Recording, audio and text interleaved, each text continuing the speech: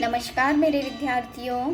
एक नई आशा के साथ और एक नए अध्याय के साथ मैं आपकी हिंदी विषय की हिंदी अध्यापिका आपका हिंदी की ई कक्षा में हार्दिक स्वागत करती हूँ। विद्यार्थियों, आज हम कक्षा चौथी में विषय हिंदी में रचनात्मक लेखन का अध्ययन करने वाले हैं।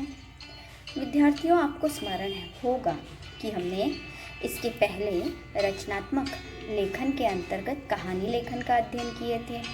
हाँ, अवश्य याद आया होगा। तो आज हम रचनात्मक लेखन के अंतर्गत क्या अध्ययन करने वाले हैं? सोचिए, बोलिए। हाँ, आज हम रचनात्मक लेखन के अंतर्गत संवाद लेखन का अध्ययन करने वाले हैं। विद्यार्थियों, आज हम संवाद लेखन का प्रथम भाग अध्ययन करने वाले हैं। तो आइए सर्वप्रथम हम संवाद लेखन का अर्थ इससे परिचित होते हैं। संवाद का अर्थ होता है बातचीत करना या वार्तालाप करना। अब संवाद, ये जो शब्द है सम जमा वाद से बना है। इसका अर्थ है सम्यक बोलना।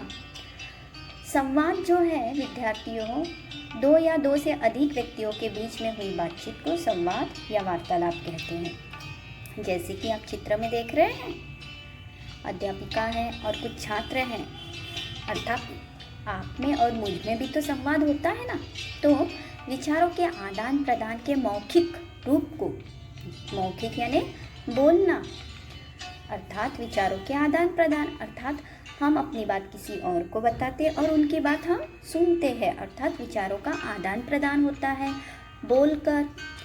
तो विचारों के आदान प्रदान के मौखिक रूप को लिखित रूप में, अर्थात उसे लिखकर प्रकट करना ही संवाद लेखन या वार्तालाप कहलाता है। आइए, संवाद लेखन। संवाद लिखते समय निम्नलिखित बातों को ध्यान में रखना चाहिए विद्यार्थियों। कक्षा में तो हमने कई संवाद लिखे हैं, अध्यापक और छात्र के मध्य गृहपाठ को लेकर, और इसी के साथ जल संरक्षण पर भी हमने काफ़ी संवाद लिखे हैं। हाँ, तो आइए, संवाद लिखते समय निम्नलिखित कौन सी बातें हमें ध्यान में रखनी चाहिए। तो जब भी हम संवाद लेखन करें, उसकी भाषा सरल, सरस तथा प्रवाहपूर्ण होनी चाहिए।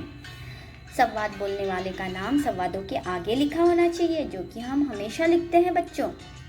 संवाद में आत्मीयता होनी चाहिए।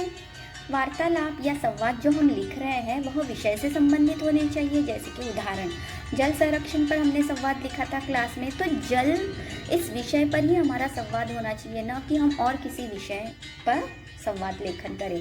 हमें अपने विषय से भटकना नहीं चाहिए। अनावश्यक विस्तार से बचें, अर्थात अनावश्यक बातों से बचना चाहिए। और जो हमारे संवाद लेखन के वाक्य हैं वो छोटे छोटे और सार्थक और सारगर्भित होना चाहिए। संवाद लेखन में शब्द सीमा का अवश्य ध्यान रखना चाहिए बच्चों। पात्रों के हाव भाव को, जैसे चिल्लाकर या डर कर, ऐसे जो हाव भाव है उसे हमें कोष्टक या ब्रैकेट में लिखना चाहिए। अब जब संवाद लेखन का अंत होता है तब हमारी वार्तालाप पूरी हो जाना चाहिए, अर्थात हमारा संवाद लेखन पूर्ण रूप से लिखकर हो जाना चाहिए। आइए उदाहरण के रूप में एक संवाद देखते हैं, जो कि अब हम केवल मौखिक रूप में देखेंगे, जबकि हमारी परिभाषा में भी कहा गया है, क्या कहा गया है कि विचारों के आदान प्रदान, ठीक है, विचारों के आदान प्रदान के मौखिक रूप को लिखित रूप में प्रकट करना ही संवाद कहलाता है। ठीक है, तो आज हम मौखिक रूप में संवाद लेखन देखेंगे। पुत्र और पिता के मध्य मित्र के जन्मदिन पर कुछ रुपए मांगते हुए संवाद। विद्यार्थियों, ध्यान से सुनिए, ठीक है। अब पुत्र पिताजी से कहता है, पिताजी मुझे 10 रुपये चाहिए। अब पिताजी क्या कहते हैं, 10 रुपये क्यों चाहिए बेटा? अब आगे पुत्र कहता है, पिताजी मेरे मित्र का जन्मदिन है, मैं उसे कहानी की किताब देना चाहता हूँ। पिताजी कहते हैं, किताब ही क्यों देना चाहते हो पुत्र, कुछ और दो। तब पुत्र क्या कहता है, पिताजी मेरे मित्र को किताबें पढ़ने का बहुत शौक है, तो मैं उसे किताब देना चाहता हूँ। पिताजी कहते हैं, तब तो ठीक है बेटा। आगे अब पिताजी, लो बेटा 10 रुपये। पुत्र क्या कहता है? धन्यवाद पिताजी। विद्यार्थियों, देखा आपने यह संवाद लेखन या सुना भी है? कैसा लगा आपको यह संवाद लेखन? तो यह हो गया मौखिक रूप में। अब इसका लिखित रूप हम इसके दूसरे अर्थात द्वितीय भाग में अध्ययन करेंगे। आशा करती हूँ आपको संवाद लेखन का प्रथम भाग अवश्य समझ में आया होगा। अब जल्दी से अपनी कॉपी और पेन लेकर आइए बच्चों। अच्छा, आप तैयार हैं?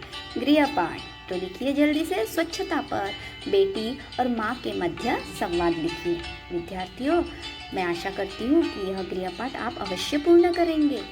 अच्छा, अब मैं चलती हूँ। धन्यवाद।